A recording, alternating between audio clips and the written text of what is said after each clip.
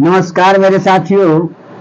चलिए मैं आपके साथ अपने विचारों को व्यक्त कर रहा हूं और समझने की कोशिश कीजिए मेरे विचारों को और ऊपर तक ले जाने की कोशिश कीजिएगा। और मेरा विचार अच्छा लगे तो आप शेयर भी कीजिए और लाइक भी कीजिए ताकि समझे कि मेरा कितना आदमी इस वीडियो को देख रहा है, कौन कौन मेरा देख रहा है, और इसको शेयर करने की कोशिश कीजिए। देखिए, आज देश में कह रहा है कि समानता का अधिकार है। कानून ने हमें समानता का अधिकार दे दिया है। हर किसी को समानता का अधिकार है और वो अपने अधिकार, चाहे वो राष्ट्रपति का बेटा हो, प्रधानमंत्री का बेटा हो, एक मजदूर का बेटा हो, रिक्शा चलाने वाला का बेटा हो, सबों को समानता का अधिकार है। लेकिन ऐसा केवल संविधान में ही लिखा गया और किताबों में ही लिखा गया है, कागज के पन्नों पर ही सिमट करके वो विचार रह गया है, धरातल पर नहीं उतर रहा है। क्या आपने कभी सोचा है कि दलित बस्ती के बच्चा को पढ़ने के लिए सरकारी स्कूल है, उसमें दलित का बच्चा ही पढ़ता है, थोड़ा सा भी अव्वल दर्जा का कर्मचारी का बच्चा है, वही टीचर जो सरकारी स्कूल में पढ़ाता है वो अपने बच्चे को प्राइवेट स्कूल में पढ़ाता है। क्यों पढ़ाता है? इस पर सोचने की जरूरत है।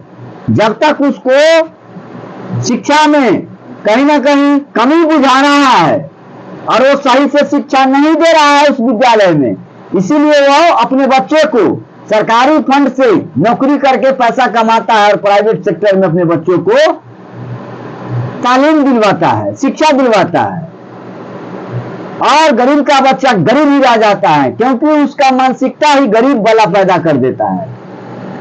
यहीं से ऊंच नीच भेदभाव पैदा होना शुरू हो जाता है।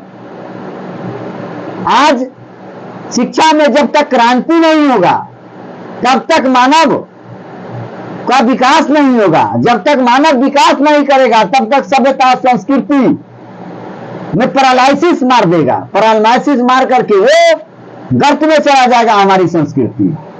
विकास क्या चीज होता है वो धरती से समाप्त हो जाएगी।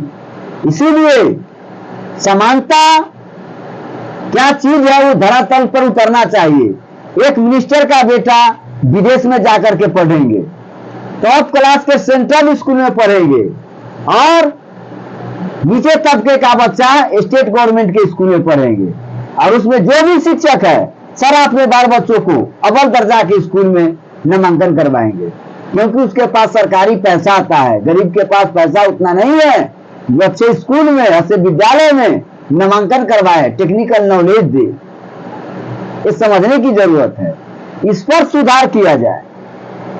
सबसे पहले इस पर संशोधन किया जाए। इस विषय पर एक सिलेबस होना चाहिए, एक कानून होना चाहिए, और हर विद्यालय में वही फैसिलिटी मिलना चाहिए जो एक कलेक्टर के बच्चा को, एक पदाधिकारी के बच्चा को मिलता है।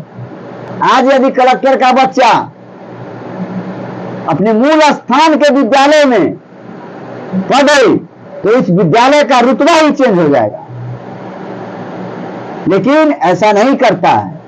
एक कानून बनाने वाला कैबिनेट में बैठ करके ये कौन खून का ही पैदाइशी है जो अपने सुख के लिए मर रहा है, भोली भाली जनता से वोट ठग लेता है, ठग करके अय्याशी करता है और इसको 5 किलो अनाज से दास्ता स्वीकार करवा देता है।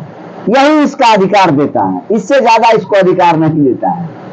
तो चलिए, मेरे विचार कहीं अच्छा लगे तो लाइक करने की कोशिश कीजिएगा।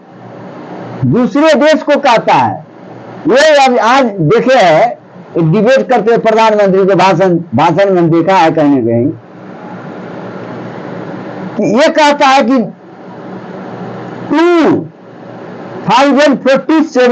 2047 में हम देश को विकसित राष्ट्र देखना चाहते हैं। अरे यार, 2047 तक तुम जिंदा रहेगा? ये प्रधानमंत्री का स्टेटमेंट है। ये जिंदा रहेगा? ये प्रधानमंत्री अभी ऐसे झूठ बोलता है, इधर झूठ बोलते आया। ये बड़का झूठा पार्टी का मेन स्टार है।